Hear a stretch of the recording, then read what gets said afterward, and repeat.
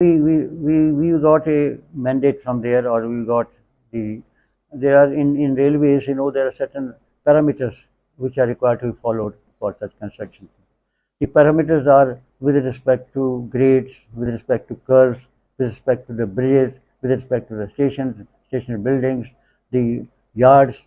Say the bridges must be crossed at right angle, because otherwise you will the piers will be along the flow, and your bridge will be on a different direction.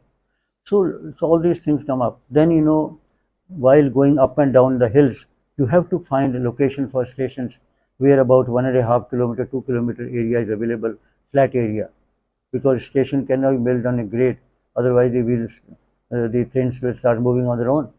So like this number of parameters, and it also written that no grade should be more than 180. If you go over 180, then you have to provide what they call catch siding. Catch siding means if suddenly the train starts moving, then at some station you have to provide a line which go right up the hill, so that the train can be arrested.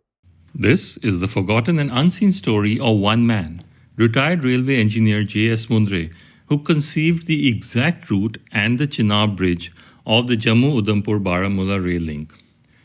The story of the Jammu-Udhampur-Baramulla rail link is one of persistence, engineering marvels, and decades of dedication.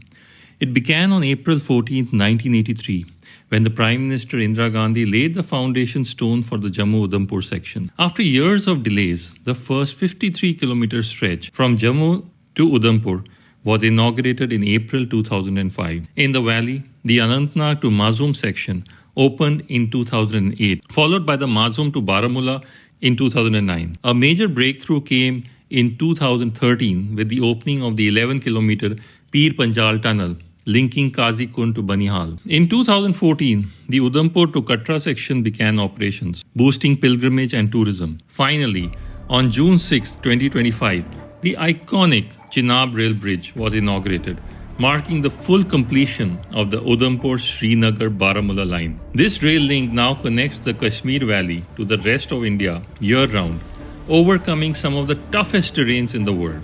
This is the story of that man, retired railway engineer J.S. Mundrey, and how he conceived the exact route and the Chenab Bridge of the Jammu-Udhampur-Baramulla rail link.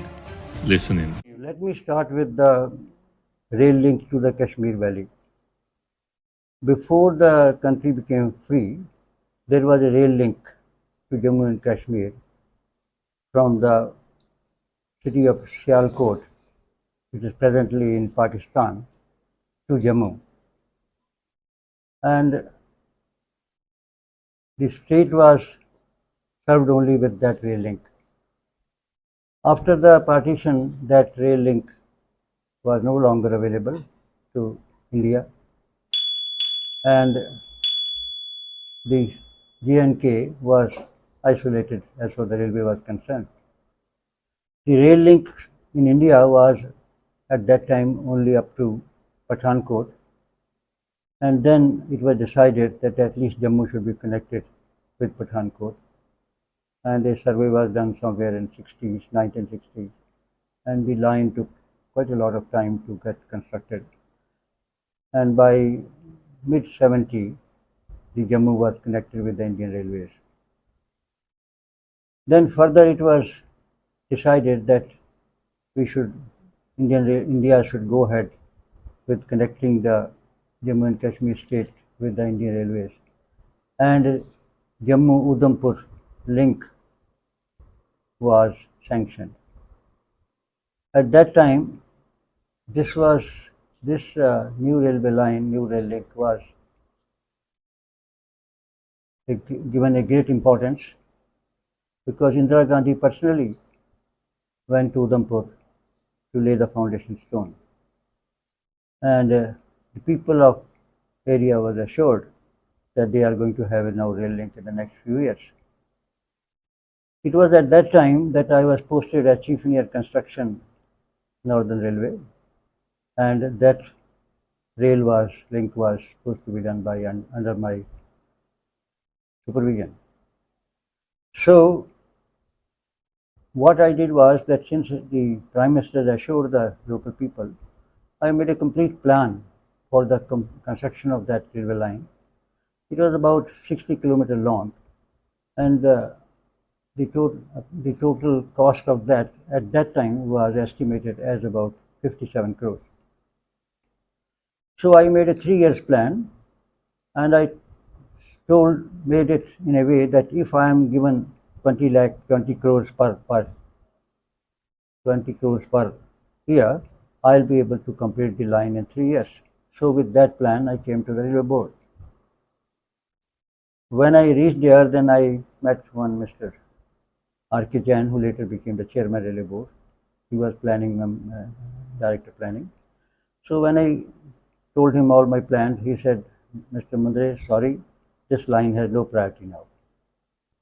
Now, whatever money is given to you every year, you just do that much. You have to keep the project alive, but surely we can't promise anything beyond that. So I went back, and whatever little money was there, I made some progress.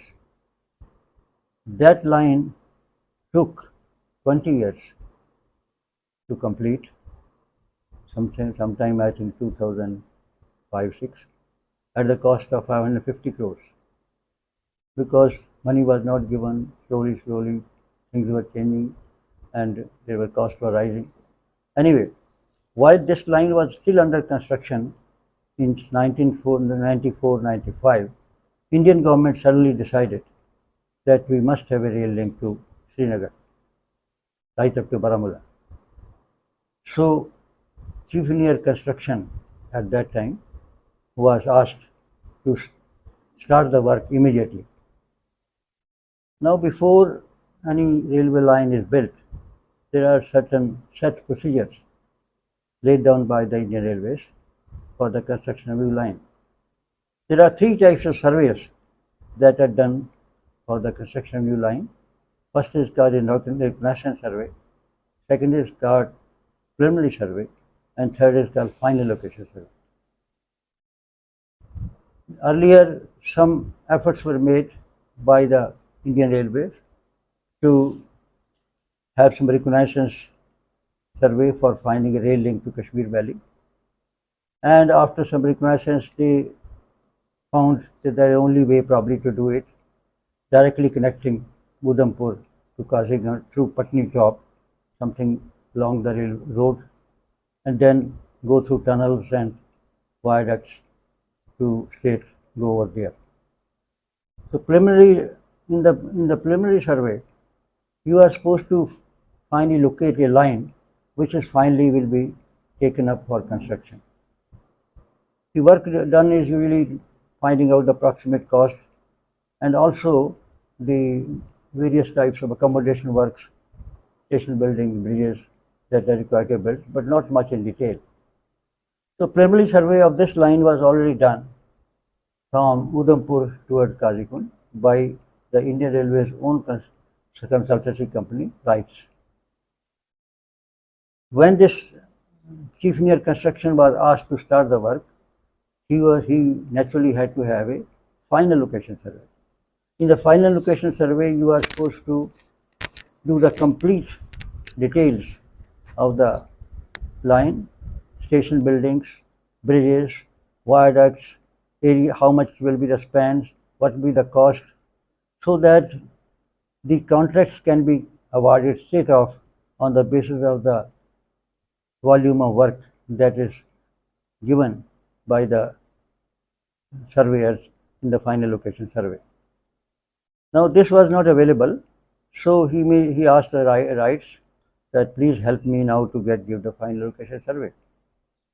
At that time, the whole Jammu and Kashmir, particularly this area, was under a lot of terrorist activities, and RITES people said, sorry, we cannot send anybody over there at this time. He consulted some else also, but nobody was prepared to do this work. At that time, I was, after retirement from the Indian Railways, I had established a small consultancy company, which was engaged in writing a new permanent way maintenance manual for Malaysian Railways. So when Chief Engineer Construction could not find anybody else, he asked me whether I can do anything for him. So I said, okay, I'll think over it. While I was working in the Railway Board as advisor, Civil Engineering Railway Board, the Survey of India department of the Government of India approached us once that they want to have a big technical workshop on the use of remote sensing agencies for railway surveys or the surveys of other such structural works and whether we can associate with them. I said yes, and they held a big workshop in Dehradun, and I collected a lot of information. And in that session, they very clearly brought out that how, with the satellite imageries, with the aerial photographs, with the digital terrain modeling that can be made, a good amount of work is possible from the remote data that can be gathered. So I had those papers with me, which were gathering dust. So I went through all of them, and I got convinced that, well, this line probably can only be made because terrorist activities nobody can go. So if this can be utilized. So I went through that, but although I was convinced, but we wanted somebody who could really work on the ground or convert that into some sort of logical. Fortunately, I could get hold of one Major Naveen Chandra. Somehow when I approached him, he was overjoyed. He said, this what you are saying is possible. I have been trying to find out somebody who can work with me for this one or get some work. You have come though, so I am very happy, and I'm sure we can work on this. For the remote sensing, he said we'll have to get the help of Indian Space Research Institute, ISRO, and their satellite is going every 15 days, and that images are maybe we can get from there. As far as the aerial photographs concerned, whole of India gets covered by aerial photographs once in a few years. I'm sure aerial photographs of that area to some extent it should be available. But the best thing would be that if we can persuade the Indian Railways to get in touch with the Survey of India, who have got a arrangement for doing special plane survey of that particular area, so that we can get the latest the photographs from the aeroplane, which specially can be engaged for that purpose. Then he tried to find out from ISRO. ISRO said, look, we can't give you our images. You have to take the clearance from Ministry of Defense or this thing, that thing. So it became quite a problem. So then I said, what to do then? He said, no problem. He said, French satellites, the images are available on cost and we can buy them. They're not very costly. So I said, okay. So depending upon that, then we made an estimate what will be our costing. But I said, look, we are everything giving something from the, and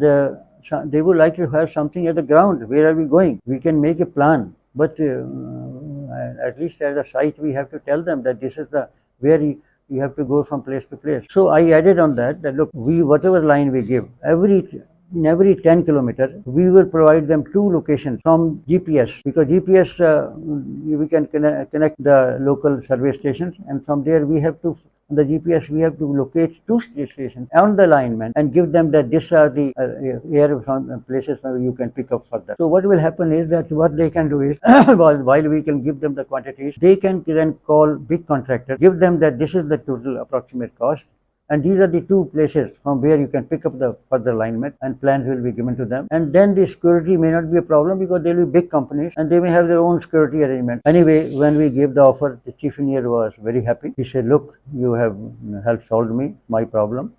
I said, then I can't accept this single offer of about, I think about 40 lakhs. At that time, it was a lot of money. Then he said, I am going to send this offer to the railway board and let them accept it. At least pressure from me will go off that why you are not starting. So he said, but I would like to have a negotiation. I said, what negotiation? I'm not going to enter into a negotiation on that. If you want to do it, it's okay. So he said, but can you come to my office? I said, yes. So we went there and he asked that, well, we are having your offer, and if, is there any possibility of reducing your rate? I said, no. So he wrote on that and sent the proposal to the railway board. The contract was awarded. See, when the contract was awarded, then I tell you, it or normally when you start securing such contracts, you are quite enthusiastic, but the day contract is awarded, you are absolutely sunk. You feel so much of burdened that look, this work has to be done. Now we have to do how to do it. And somehow I had the assistance of one Mr. Gopalan. He was my old colleague from the railways. He has worked in the surveys. In fact, he had done the survey for Jammu, Pathankot Jammu rail link when he was a junior engineer, senior engineer in the railways. There are in railways, there are certain parameters which are required to be followed for such construction. The parameters are with respect to grades, with respect to curves, with respect to the bridges, with respect to the stations, station buildings, the yards. Say the bridges must be crossed at right angle, because otherwise you will the piers will be along the flow, and your bridge will be on a different direction. So all these things come up. Then while going up and down the hills, you have to find a location for stations where about 1.5 kilometer, 2 kilometer area is available, flat area, because station cannot be built on a grade, otherwise the trains will start moving on their own. So like this number of parameters, and it also written that no grade should be more than 1 in 80. If you go over 1 in 80, then you have to provide what they call catch siding. Catch siding means if suddenly the train starts moving, then at some station you have to provide a line which go right up the hill, so that the train can be arrested. Such catch sidings are available in India, particularly in the Bombay-Pune section, because that is an area which there has a very steep gradient. At one place is 137. So all this, it was told to us that we can follow that alignment, but somehow I was very unhappy with that. I said, look, the posterity will say that such line will have a speed restriction. Nobody will go with more than 50 kilometers per hour, and if there are such steep gradients, there may be banking engines required, which will further restrict the capacity of the line. So I thought, then at that time I met Mr. Sridharan. He was in Delhi. We had worked together. He was my senior colleague, but we had worked as together for his work when he was in the Calcutta Metro, and we provided some technical guidance to him in various types of structures. So Sridharan also told me that, look, in Konkan line, I have not gone more than 1.5 degree curve. That is about, say, 1000 meter radius, and it will be good. It will not be good for the railways to go for such steep gradient, such curves and gradients. So with that, then I told Naveen Chandra that, can you find out some alignment where we can have curves not more than 1 degree. 1 degree means about 1700, 1750 meter radius, 1 to 1.5 degree, because beyond 2 to 3 degree radius, the speed gets restricted. And by the time the 6 degree what they had provided, the speed will be limited to 60, 70 kilometers per hour. And also I said the grade should not be more than 1 in 100. That is what we normally provide, so that no banking engine is required. Full speed you can go. So he could find out alignment, which what normally shall have to have a longer length, because we have wanted not a steep grade. And somehow he got very much interested to bring this line towards Katra. And he himself was telling that probably to a call of Vaishno Devi, because that was being ignored. You wanted to go straight to Srinagar.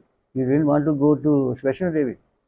So somehow, he took the alignment via Katra, and then this main problem was how to cross river Chenab.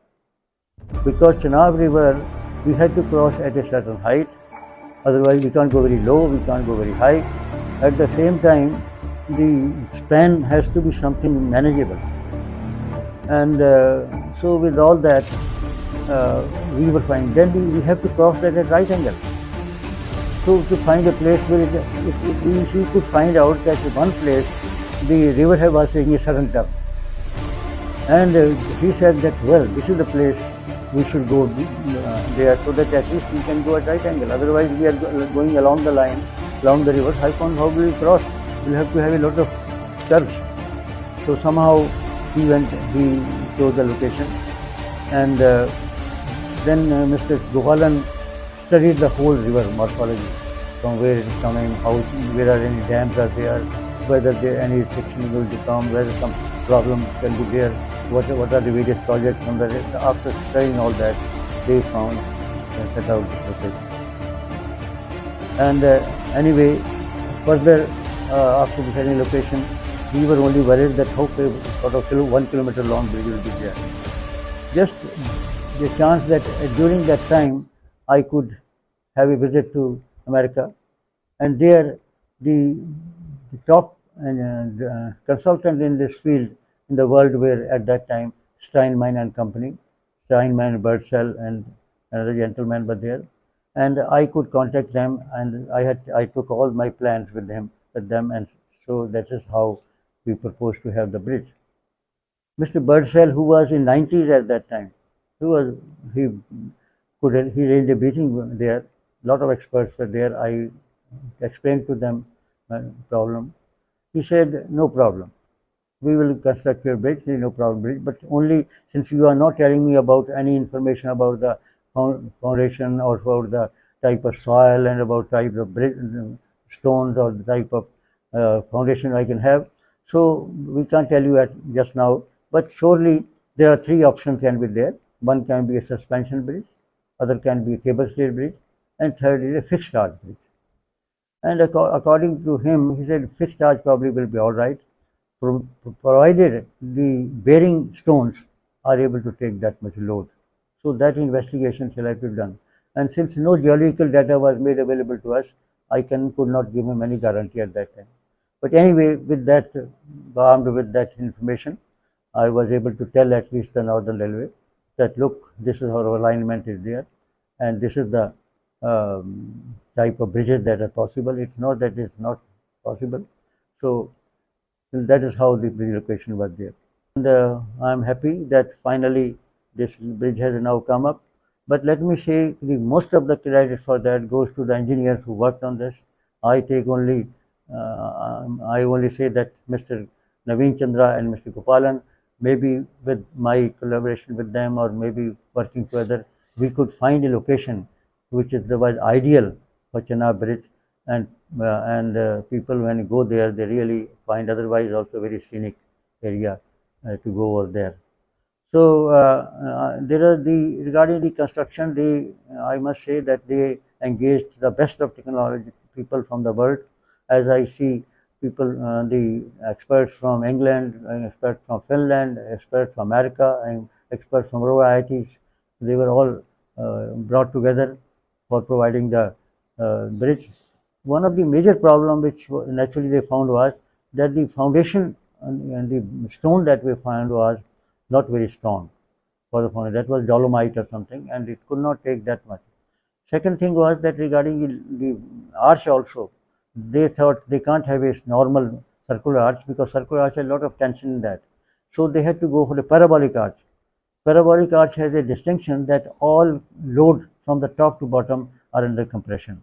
No, there is no tension anywhere in the. And then for dolomite, they did a lot of investigation. They went deep into the rock, and then they could find that they can strengthen the rock by what they call rock bolting. So they have extensive rock bolting has been done, and so the foundation, according to them, will withstand any earthquake and all that. So they have done a lot of work on that. I credit goes to them that finally this work has come up, and whatever we thought, what we envisaged, has finally been. But somehow it has. Now people go there and we have got a link. Thank you.